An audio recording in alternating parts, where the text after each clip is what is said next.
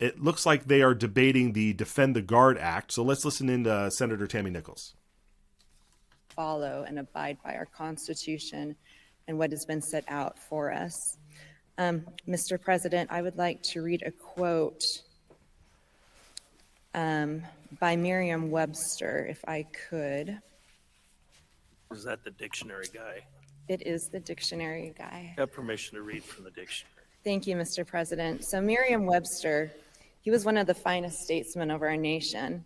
And in his career, he served as both a U.S. congressman, a senator, and the Secretary of State to 3 presidents. And this is what he said: "The operation of measures thus unconstitutional and illegal ought to be prevented by a resort to other measures which are both constitutional and legal.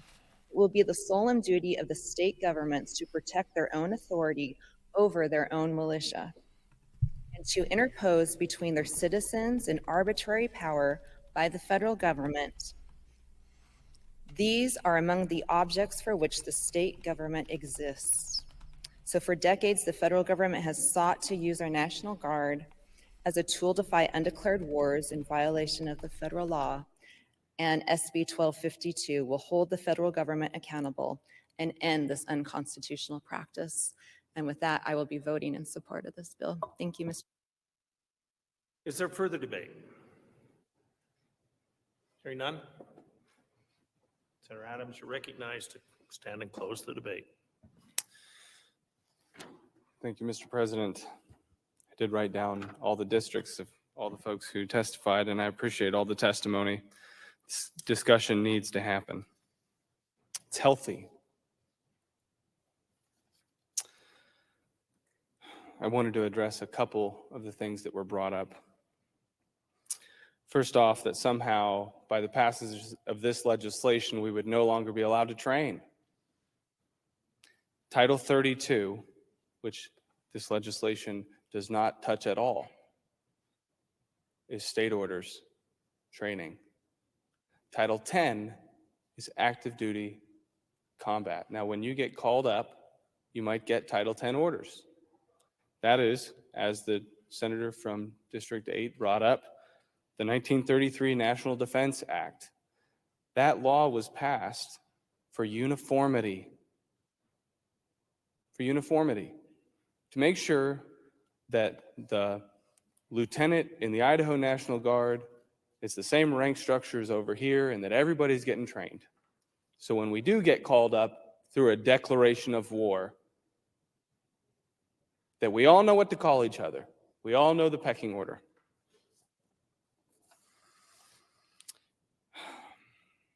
So I want to know what bureaucrat is saying that we're going to somehow be defunded. Something I really, when we're trying to fix a problem, you got to have a strategy. Hope is not a strategy.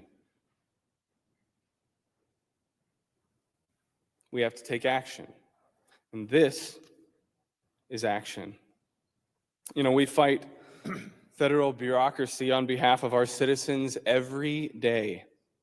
We fight over water, we fight over land, we fight over grizzly bears and wolves. Surely we will fight over the very lives of our service members here in the National Guard and for our Constitution, which is clear. Which is clear. If you were to ask the average person, average citizen in Idaho, where American political power lies, most of them would say Congress or Washington, more accurately. But governments derive their just powers from the consent of the governed, or so our Declaration of Independence says. We are the governed. And passing this legislation into law and through this chamber sends a clear message that we do not, on behalf of our citizens and the generations that will follow, consent to putting lives on the line until Congress first puts their political necks on the line. If it's worth dying for, it should be worth voting for. Nothing in this legislation limits our National Guard's ability to be called up through a declaration of war or for peacetime training. And if the courts want to challenge it or the DOD wants to challenge it, then let's have that discussion. But it only happens if we take the action. Thank you, Mr. President. Debate is closed. The debate is closed. The question before the Senate is, shall Senate Bill 1252 pass the Senate? The Secretary will call the roll. Adams. Anthon. Burnt. 60 seconds. Senator Burns, you have 60 seconds to explain your vote. Thank you, Mr. President. The emotion in this chamber is palpable. We can all feel it, and I echo the words from our good pro tem in District 20, who mentioned that his vote would not, was out of respect for those who have served and who are serving, who will serve in the Air National Guard in our great state. And I echo his words in his testimony as well. And with that, Mr. President, I will be voting aye. The senator votes aye. Senator Burns votes yes. Aye. Bierke. Burtenshaw. Carlson. Cook. Den Hartog. Foreman. Grow. Guthrie. Harris. Hart. Hartkin. Herndon. Just. Lakey. Lee. Lenny. Lend. Nichols. Okonowitz. Robbie. Ricks. Ruckty. Schroeder. Semmelroth. Taylor. Taves. Trakel. Van Orden. Ward King. Winder. Wintro. Seiderveld. Senator Seiderfeld, you have 60 seconds to explain your vote. Thank you, Mr. President. I just want to speak as a daughter, a granddaughter, an aunt, and a mother of veterans. My family has served in every single war I believe this country has seen. And it's difficult watching your loved ones go off, get on that bus, get on that ship, and getting a Zoom call, and then them, all of a sudden leaving their Connex building because they were getting bombed. It's difficult watching all of that as a loved one. I think that we should do everything we possibly can to make sure that we're sending them there constitutionally.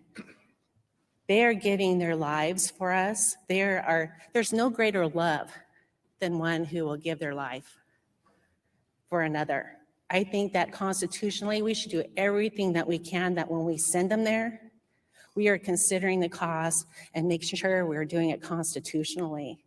And to every single one of, Senator, how do you vote? I vote yes, and can I just say thank you for all your service? Good.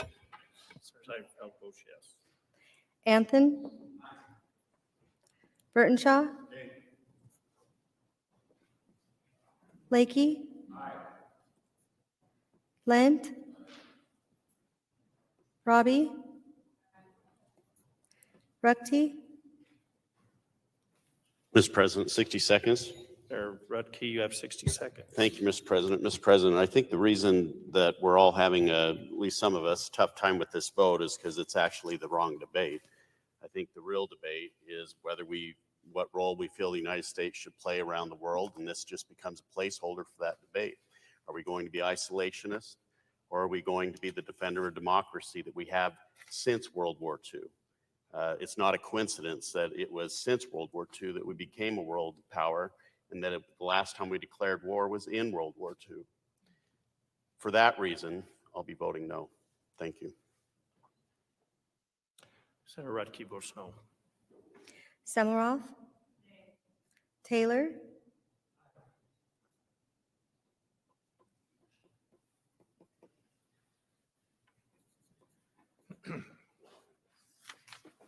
The vote count shows 27 in favor with 8 against, a majority having voted in the affirmative. Senate Bill 1252 has passed the Senate. Hearing no correction to the title is approved, and the bill will be transmitted to the House. Okay, there it is. Senator Ben Adams' Defend the Guard Act bill has passed the Senate, and it is on the way to the House side. So more debate will continue over there, and we'll be sure to follow that. All right, folks, we are going to take a quick break, and we will be back in a minute. Spending this money surplus, which is not a surplus, it's an overcharging of the taxpayer.